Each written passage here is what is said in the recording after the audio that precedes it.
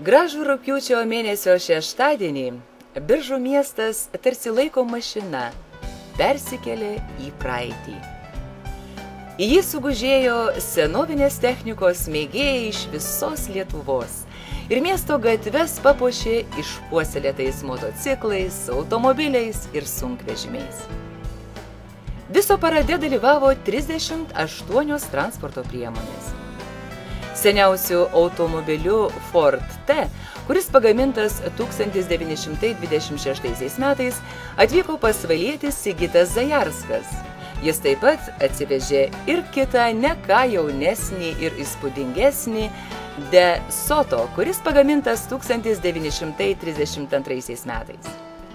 Sigitas ne tik atvyko senais automobiliais, bet ir visi šeimos nariai pasipuošė pagal tų laikų madą.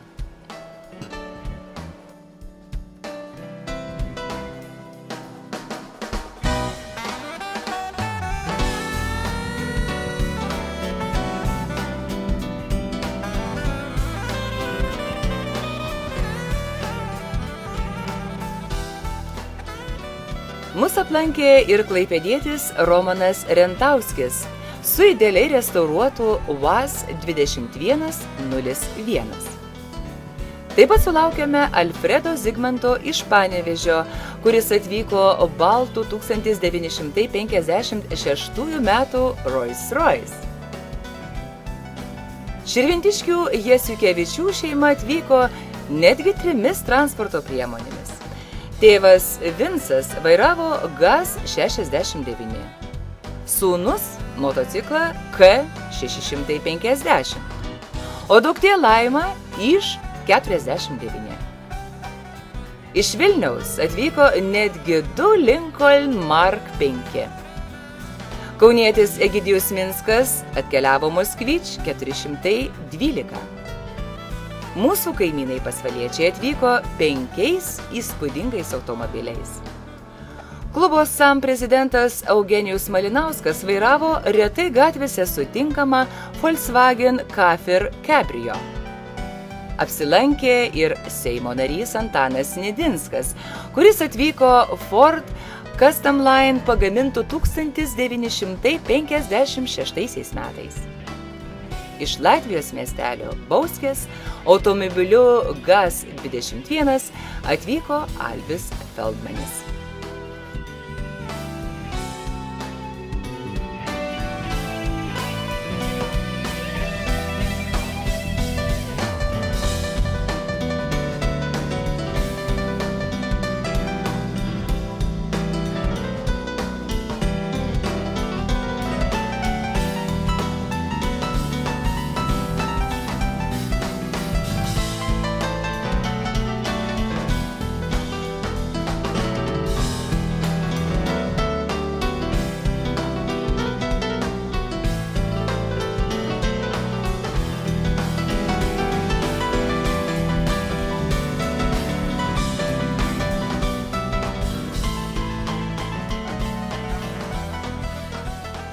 Labai džiugu, kad ir biržiečiai turėjo ką parodyti.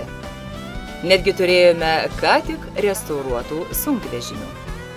Valdemaro Aišpero GAZ 63 atrodė kaip tik ką nuriedėjęs nuo Gorkio automobilių gamyklos konvejerio. Žinovų nuomonė tai pavyzdingai restauruotas sunkvežimis. Kita sunkioji transporto priemonė GAZ 51, pasak savininko Daliaus Linkevičiaus, buvo tvarkoma ir dažoma netgi naktimis. Šitaip skubėta pasiruošti renginiui.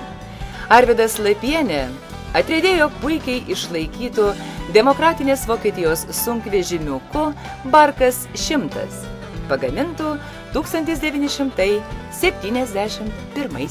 metais.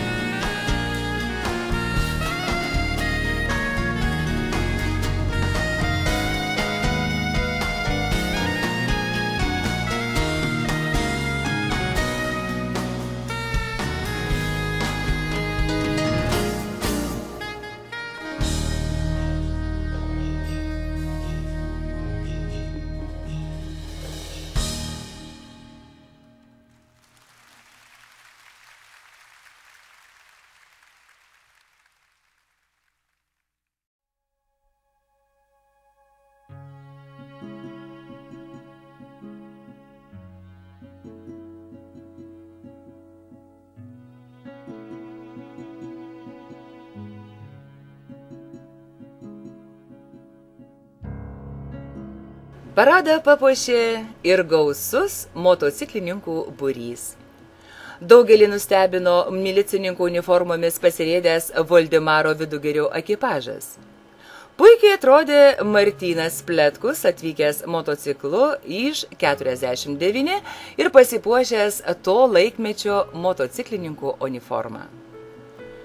Po parodos miesto centre visi parado dalyviai nuvyko į Biržų alaus daryklą, kur susipažino su daryklos istorija bei gamybos technologija. Po saikingos senovinio alaus degustacijos ir lengvo užkandžio visi linksmai pajudėjo link Biržų aeroklubo. Klube išaugo palapinių miestelis. O GAZ 63 pavirto improvizuota scena, kurioje gyvai koncertavo Čikagos lietuvių operos solistė Genovaitė Bigenytė, o po jos Antanas Nedzinskas. Ryte buvo galimybė paskraidyti lėktuvais ir dauguma parado dalyvių ją pasinaudojo. Nusileidę, dalinosi ne tik puikiais įspūdžiais, bet ir šypsenomis. Po skanios ir sočios rytinės sriubos atsisveikinome iki kitų metų, iki kito susitikimo Biržuose.